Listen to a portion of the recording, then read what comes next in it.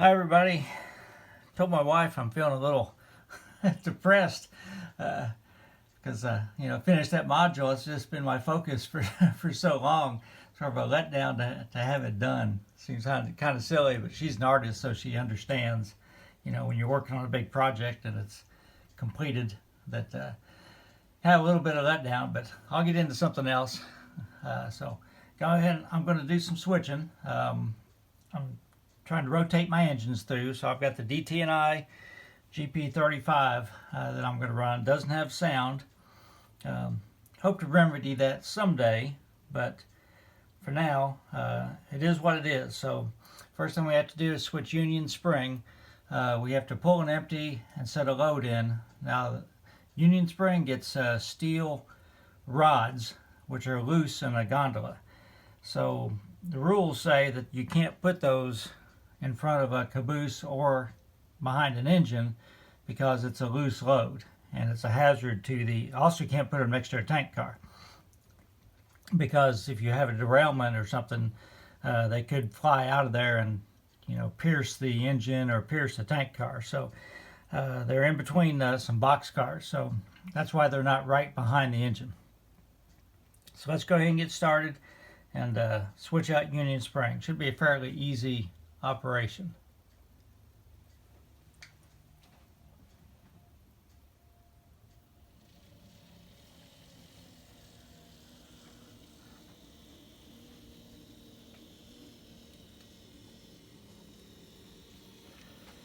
Got to have the light on coming out of staging.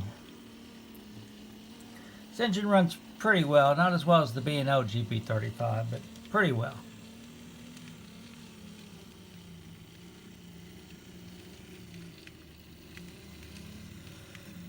Alright, that'd probably be a good place to stop to get the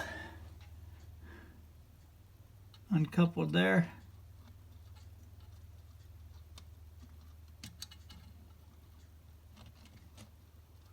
I can remember how to do it.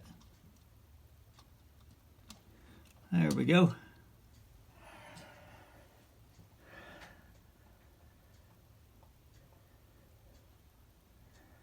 I think I'm going to have to move the camera though. I don't think I got enough clearance. Okay, we just need to pull up, clear the turnout.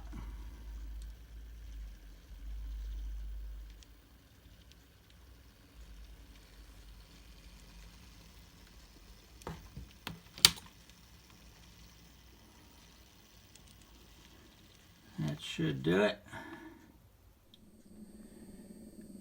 Alright, turnout's thrown. Need to come in and pick up the empty car. This is a tough place to switch for me.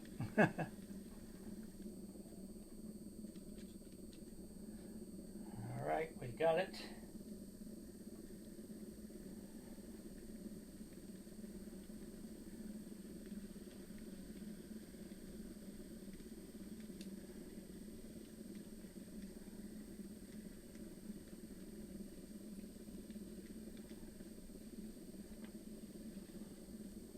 That'll do.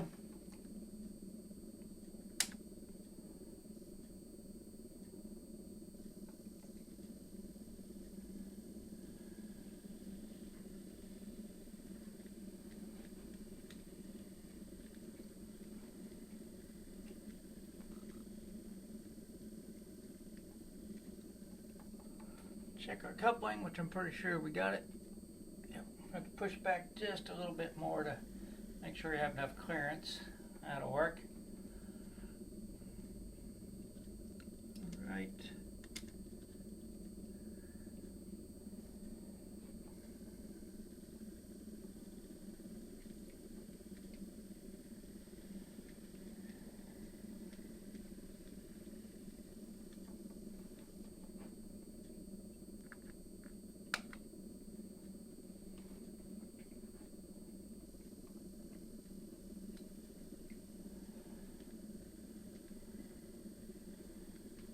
I never personally saw the B&O using a DT&I engine in Chillicothe, I've seen a photograph on a calendar of the turntable at the roundhouse that had a DT&I engine parked there, and there would have been no other reason for that to be if they weren't using it for something.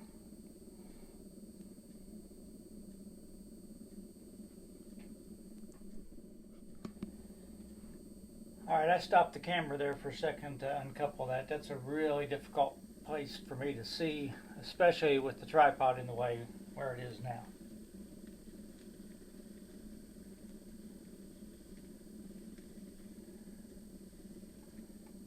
So we're going to stop there. Now we're just going to go ahead and pull up to the crossover. I think this is probably a good angle for you. And we're going to swap out these two boxcars I've got now for the two at wherever. So, turnout's thrown and locked. Let's just going up past the crossover up ahead of us, so you don't have to zigzag.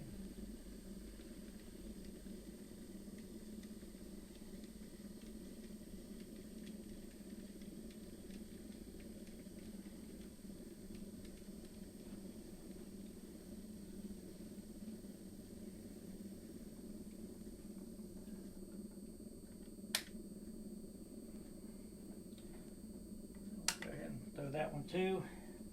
Try to make it a rule to never leave them, always leave them in the straight position.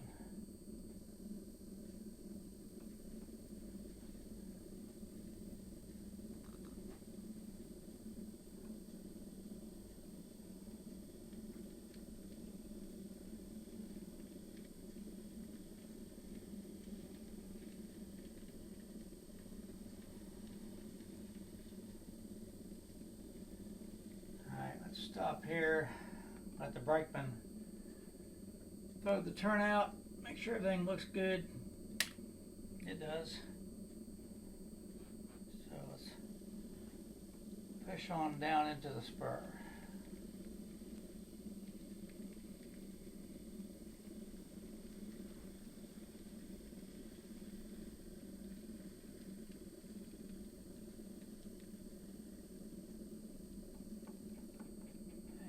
Couple that one up.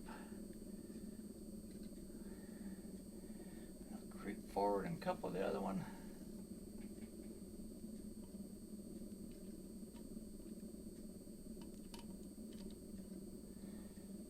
There we go. Brake hose is hooked up. We can ease on out.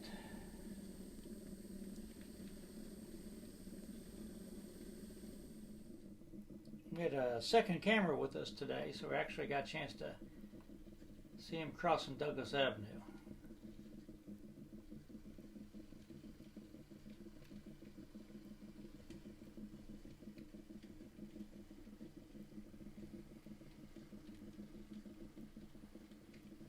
Alright, that's far enough to clear the wherever switch. Now we need to push back across.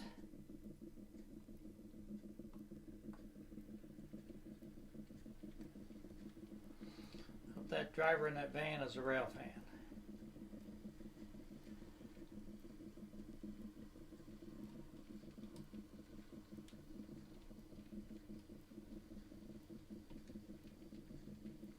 So we're going to push down part of that so we don't foul the crossover.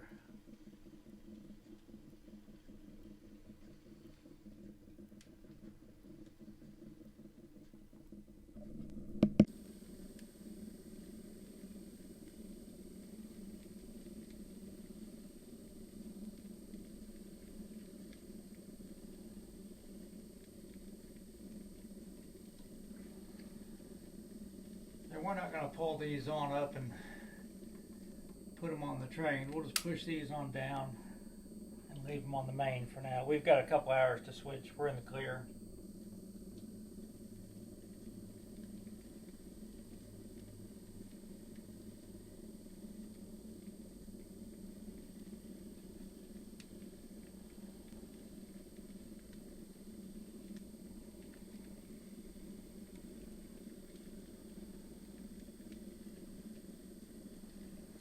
Again, I don't want to foul the crossover, so I'm going to push it down a little bit farther.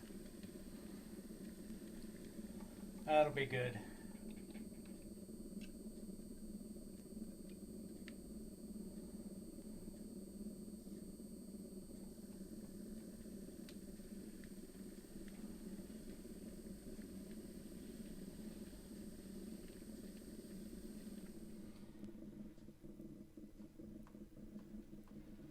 Well, the van scooted on across. Now we've got a pickup truck waiting on us. There's always somebody on Douglas Avenue waiting at this crossing. It's a busy crossing. Alright, that's far enough. Got in the pickup truck's probably cussing right now. But we won't be long.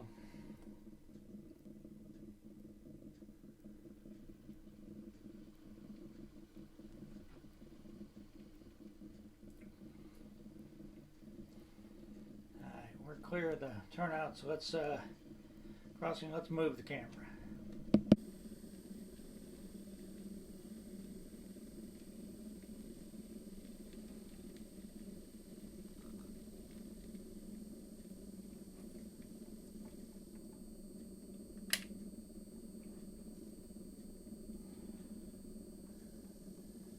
All right, the car closest to you gets spotted at door 2.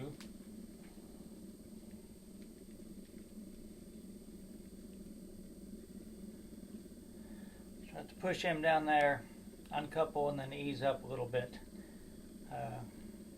Put him at door 1. They're not perfectly spaced for 50-foot box cars.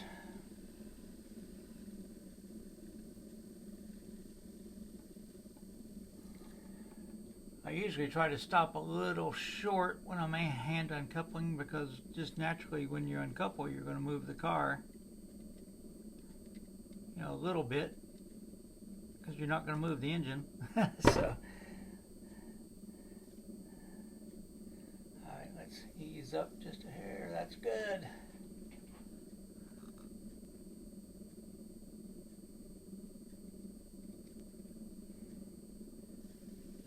Alright. Alright. Let me know what you guys think about these multiple angles. Takes a little bit longer to shoot and put the clips together, but hey, you know, it's fun. I'm running trains, so I'm having fun. So the C&O chassis car goes to spot 2.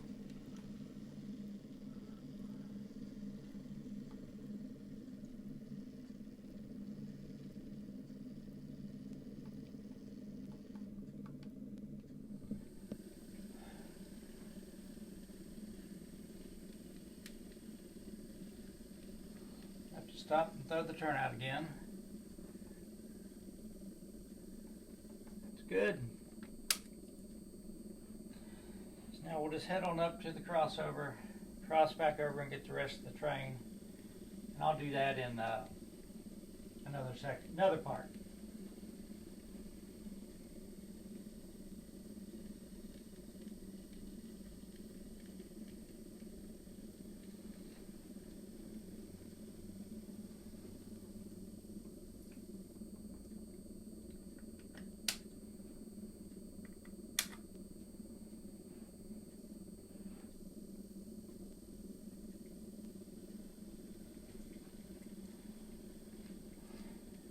Again, I have 2 of these older GP35s that Benjamin Horn put decoders in, and they both run really, really well. I guess they're heavy engines, and they really run well. As soon as I couple on, I'll cut this off and talk about something else for a minute.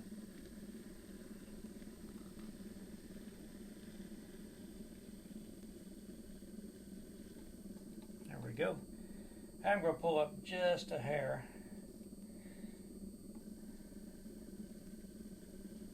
Yeah, we'll stop it about there. I just need to ease back a few feet to line the door up. Maybe, right, that's good, right there. Hopefully don't have my big elbow in the way again like I did the other day. Alright,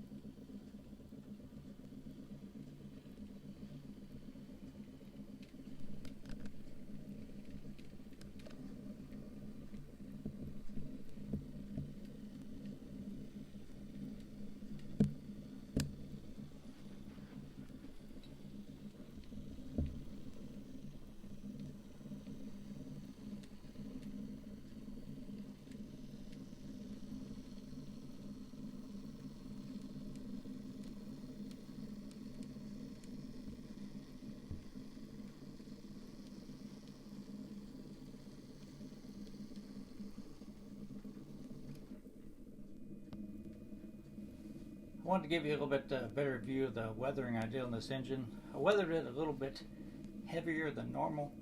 DT&I had, I think, 8 GP35s. It was really like the first second generation diesels that they bought. They had a bunch of GP7s, GP9s originally.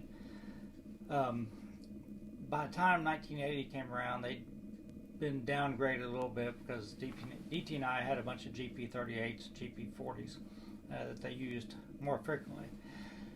Anyhow, whoever did this did a really nice job on it. The opposite side has an all-weather cab window, and they've added some details. Again, I bought it, I think, off eBay, I believe.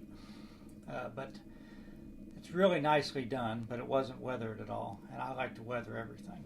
So I found a picture. I'm going to include a picture of it after this. It's on the internet. There's all kinds of like diesel locomotive sites. You can like type in Baltimore, Ohio diesel roster, and I'll have a list of every engine they ever had, and multiple pictures of most of them if it's a major railroad. So anyhow, they had 3 pictures of this one, 357, but not any really great pictures. But they had a bunch of pictures of another one, I think it's 354 maybe, and it was weathered a lot like this. And I thought, that's pretty cool. I'm going to weather this one a little bit heavier.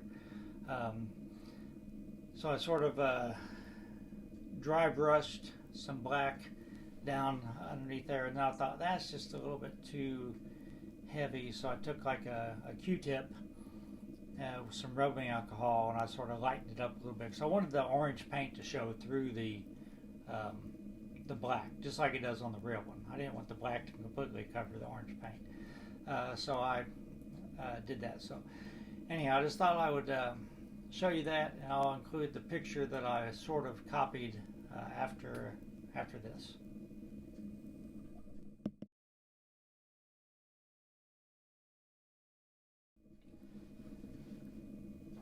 Something else I did last night, and I'm not done with this, but I got tired of the sort of running joke that the crew was started to fix this and went away, and it was 2 weeks ago, and they've never fixed it. I just sort of got tired of it, so I went ahead and fixed it. Those wood pieces are supposed to be metal plates they would use to run in and out of the boxcars or whatever they need to go onto. So this is my team track, and I put some like rubber tire marks. Again, I need to find some like prototype pictures so I can sort of see more what it looks like. I found a really cool one up in Canada, but it was concrete and it wasn't used, and so hadn't been used in a while. So, but it's sort of, I really like that one. So anyhow, more work to do on this, and I'll sort of lean this over here a little bit so you can sort of see it. Let's see if you can see that in the camera. No, you can't. Okay, I'll hold it up in front. Okay, so I've got these Chooch bridge abutments that I may use on the module or connecting rack, but the problem is right now is this step is way deep. I mean, the bridge shoes are supposed to sit on this, and then the track is up here, and that is just way too deep. I can't I can't use that like that. So if I use these, when I go to the train show tomorrow in Columbus, I'm going to see if I can find some stone like wings, and I'll cut this off here and bring it down. I'll actually measure it and bring it down a little bit so the step isn't as great. Because the bridge shoes I have, actually they came from Microengineering, and they're just not anywhere near that tall. That would really be weird. I don't know why the step is so high on this like it is, unless it's actually made for like a plate girder bridge or something. So I'm going to give you a chance update, and then probably end the video. Alright, here's Chance. He's looking kind of disgusted. He must know I'm talking about him. We have to really be careful with him because, like I said, his heart is weak, and it's always going to be weak. So he can easily overdo it, especially as the weather warms up. I got really worried about him last night. He threw up everything he had in his stomach, and then he just crashed all night and didn't eat a thing, drink a thing, just for 10 hours, hardly moved. Really kind of worried about him, but this morning he had a big day yesterday. He was outside a lot, so today we're really focused on making sure he gets plenty of rest. Sometimes we just force ourselves to come inside and take it easy and make him take it easy. But that's just the way he's always going to be. He's never going to be able to run and play and stuff. He's he can trot around and he can enjoy life, but he's never going to be very active. That's really bad for him to be active like that. But he's doing good today. He's eating. Everything appears to be fine. So as long as we can manage to keep him calm and not overdo it, I think he's going to hopefully live a long life. So thanks everybody for asking about him, inquiring about him, and I'll try to get some action pictures of him sometime in the backyard. But right now I just want to let him rest. So everybody stay safe.